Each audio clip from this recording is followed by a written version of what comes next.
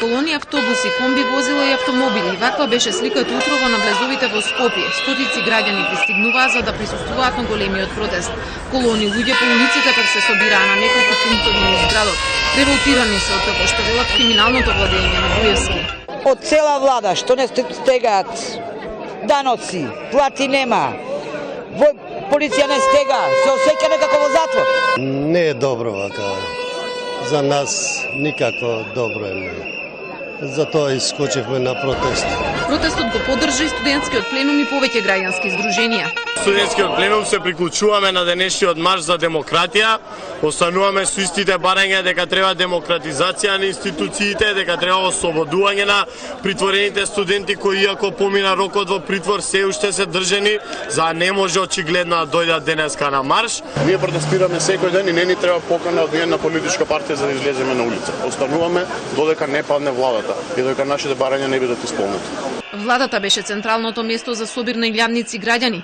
Говорите на актери, студенти и познати личности се следаат дури и од балкони, а токму таму се стационирали и странските новинарски екипи. Мислам дека е добро да ги гледаш луѓето како излегуваат на улица и си ги бараат своите права и се борат за правда во Македонија. Кулминацијата се случи со говорот на лидерот Зоран Заев, а токму него го следеше и поранешниот претседател и лидер Бранко Црвенковски. И повеќе познати личности исто така присуствуваа на протестот и дадоа поддршка. Прашањето зошто сум тука е излично. Нема потреба од тоа прашање, а навистина не можам да речам дека сум изненаден, бидејќи искрено ви кажам очекував дека ќе има волку народ.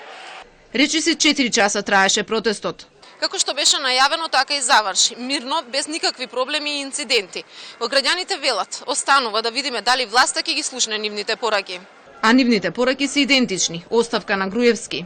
Со надеж сме да биде така како што беа и пораките. Носевме и оставка и други пароли, така вознемирена сум. Сама работа ако не се слушне оваа порака, зашто ова ќе одекне и во Европа, не само тука. Така да се надевам дека вразумот најпосле ќе дојде. Големиот протест доаѓа после 4-месечната објава на прислушкувани телефонски разговори на функционери, во кои, како што тврди опозицијата, се слуша криминалот и изборните нерегуларности на владеачката ВМРО ДПМНЕ.